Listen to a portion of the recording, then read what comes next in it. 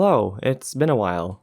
I was supposed to upload this video way sooner, but due to procrastination, I have not only just been slow at finishing the video, I've managed to finish streaming Breath of the Wild in Master Mode and play through God of War Ragnarok halfway through. So yeah, it's been slow, but my motivation for video making is coming back, and I've recently acquired a new PC, so video editing should be less of a pain, so content should come out a bit faster.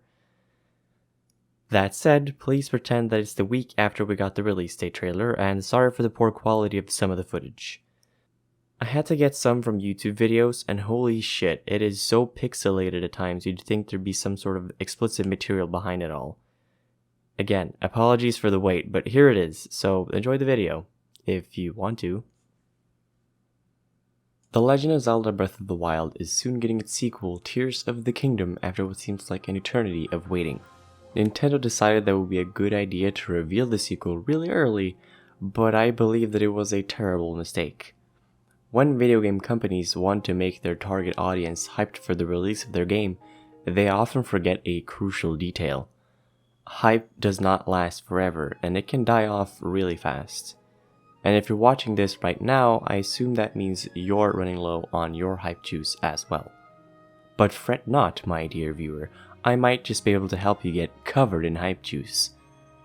Actually, that sounds awful, sorry about that.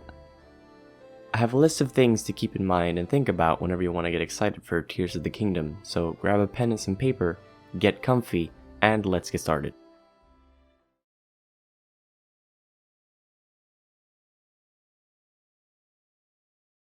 Something that I feel is often overlooked about Breath of the Wild is just how different the Zelda team's development process was compared to previous games in the series. There is a big reason behind Breath of the Wild being so new and fresh, and it's because the team put a big emphasis on deviating from the Zelda norm as much as possible. For the longest time, Zelda had basically been the same game with a different coat of paint and a different setting, but that was it. The games were of course not bad, but this series didn't really allow much for innovation, which, like it or not, is not healthy for a video game franchise. Now, however, they got to make a Zelda game like never before, and because of that, we ended up getting the best open world game in a long time.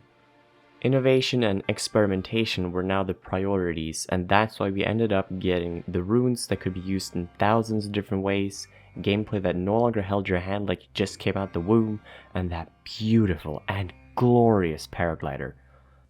This innovation train is 100% going to be a big part of Tears of the Kingdom's development as well, and that is a great reason to be excited because we have no idea what kind of crazy stuff is going to be in it. And to all the fans of Zelda that didn't like Breath of the Wild because of how different it was, don't worry. I'm sure that the Zelda team is considering how to implement and freshen up classic Zelda tropes like the dungeons, for example. I think that the dungeon's biggest drawback is that they can be annoying to traverse with all the doors and the locked doors that need keys, and some of them end up with layouts that make them very confusing. This can be fixed by making the dungeons more open like the open world. Take Hyrule Castle as an example. It's really fun and challenging to explore, has great music, and all it would need to be a dungeon would be some sort of item tucked away in the back. I can't say for certain that dungeons are coming back or that they're going to function similarly to what I just said, but it's a possibility.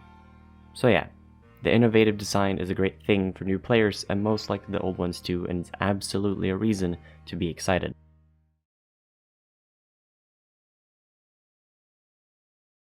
The second thing that I want to talk about is replaying Breath of the Wild. Now, I know that a lot of you are going to say, but I've already played it like 20 times already, I'm bored of it. And I get it, Breath of the Wild's experience is heavily reliant on exploration, and when you've already explored the map several times before, the game loses some points on the fun meter. But I have a tip that could make your experience feel more fresh and maybe even more fun, and that is to add new rules.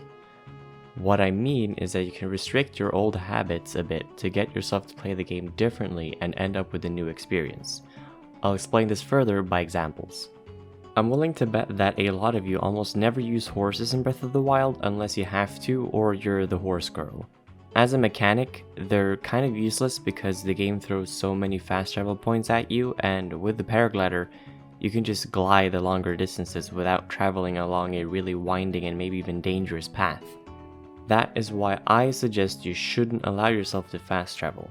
It's a simple rule that makes you think more about where you are and where you're going and ends up making a pretty big difference. Another thing you can do if you want to immerse yourself even further in the game world is not using the map. You could climb to the top of a hill to try and look for the road forward, or use road signs when you're on horseback, or ask locals for directions. Something else that I personally noticed about my own playstyle is that I almost never cooked food beyond a few recipes and elixirs, which is a shame because there's so many recipes in the game and I only ever used like 12. This is why I, on stream, which by the way link is in the description, recently started using a hunger system to get myself to cook more foods. How this system works is that I spin a wheel at the start of every hour, and this wheel will randomly pick one of the many recipes from the game, and I am then tasked with cooking that recipe before I run out of time and starve. The punishment is pretty tough as it means I have to drop all of my bows, weapons and shields, but I don't suggest you should run with this punishment unless you want to. I'm playing with rules that are meant to make my experience way more challenging, so what you could do as a softer punishment could be resetting only one of the 3, or if you wanna get fit, I guess you could do 10 push-ups or something. Anyway, I still think you should try and cook something random every hour because depending on your punishment, it can either be a fun side thing or a fun side thing that can turn into misery, so consider it. A link to my randomizer wheel will be in the description as well.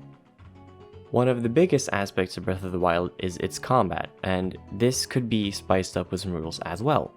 As an example, do you find yourself drawn towards one specific type of weapon like spears, swords, or clubs? Why not try to do a playthrough where you can only fight with that type of weapon? If that's too challenging, you can limit yourself to one of the 3 combat categories. What I mean is that every weapon in the game is swung or thrusted in a certain way, like the brooms are not spears, but they're used like spears, so if you're doing a run with spear-like weapons, you can use brooms too. This is something that I'm currently doing on stream, but I'm only allowed to use one-handed weapons, which means all weapons that can be swung like a sword. This is because, to me, it makes more sense as Link has always been a sword fighter with a master sword and it fits in one hand. If changing your combat style is not for you, you could always limit yourself to healing only outside of combat, meaning that you can't just chug 30 apples when a Lionel surprises you. This is something you can do if you find the combat to be too easy and to make it a little more high stakes, at least until Mipha graces you with her presence. What I want you to do before setting up a bunch of rules is consider what your Breath of the Wild habits are and what you can do to break those habits. Consider how to implement the features that you haven't used that much before in a way that makes sense and makes the experience more fun. By the end, when you've blasted the big Play-Doh pig with the light of your monitor at 3 AM, you might just be a little bit more excited for Tears of the Kingdom, or at the very least have made the wait for the game a little bit shorter.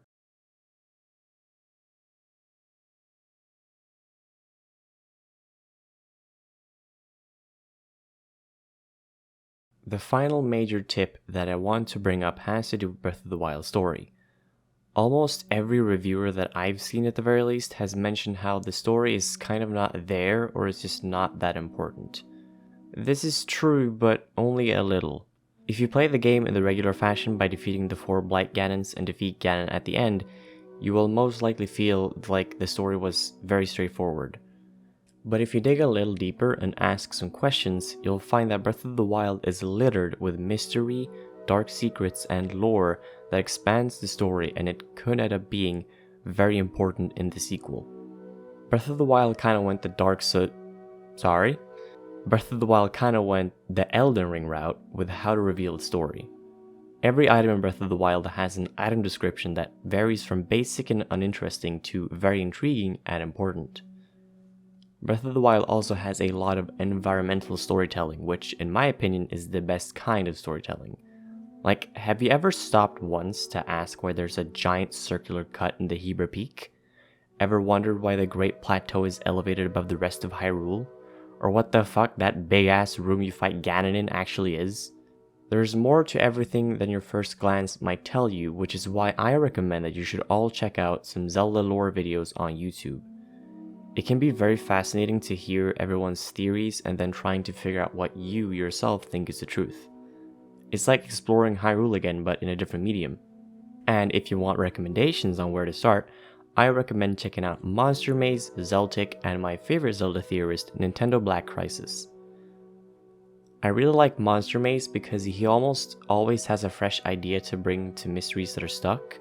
What I mean is that Zelda theorists often end up pushing 2 or 3 theories that make sense, and when the mystery gets covered on YouTube, those theories are often repeated with minor changes between each YouTuber. Monster Maze, however, is great at coming up with new perspectives that actually make as much sense as the other theories, if not even more. He's also great at making diverse content like his Breath of the Wild nature documentary about the life of Bacalwins, which I highly recommend you watch. Zeltic is just great overall. Every single Zelda theory he's done a video on has always been fascinating, and he covers not just big mysteries but also a lot of smaller ones too. One that I recommend you watch is a theory on something I mentioned not that long ago, which is his video on the hole in Hera Peak.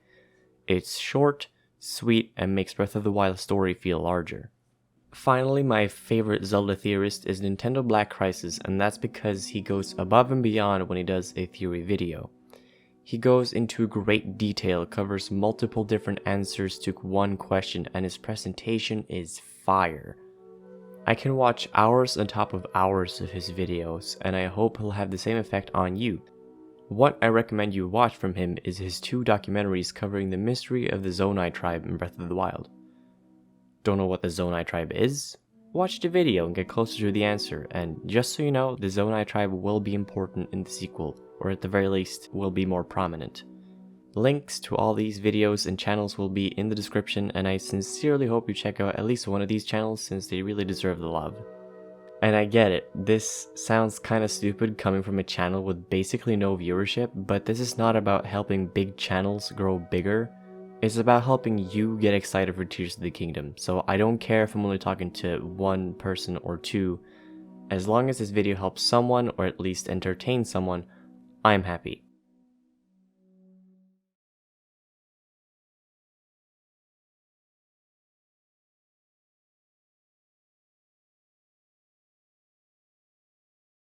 So, to summarize, if you want to get excited for The Legend of Zelda Tears of the Kingdom, you can simply remember that because of the new development process, the game will feature all kinds of new crazy stuff which will please new and old fans alike. You can consider replaying Breath of the Wild but with a new rule set to make the experience feel fresh and exciting again, and in turn make the wait at least a little bit shorter. And finally, you can dive deeper into the Lake of Lore and immerse yourself even further in this amazing and mysterious world. If you try one of these things, or 2, or maybe even all 3, you might feel the hype coming back to you. I sincerely hope it does come back, but before this video fully ends, I just want to remind you all that it can be a good thing to lower one's expectations. This might seem like an odd thing to say when this video is basically about raising excitement and in turn even affects the expectations, but I mean it. The biggest hurdle for Tears of the Kingdom is that it has to live up to Breath of the Wild, and Breath of the Wild blew the gaming community's mind. It gave us the best open world experience in a long time. It flipped Zelda on its head, it won Game of the Year, it was the system seller, and it sold like crazy, which brought in a whole bunch of people unfamiliar with Zelda.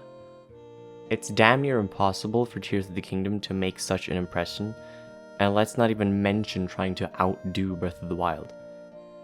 This is why I think it's a good idea to keep in mind that even though Tears of the Kingdom will most likely kick ass when it finally releases, it most likely won't blow you away like Breath of the Wild.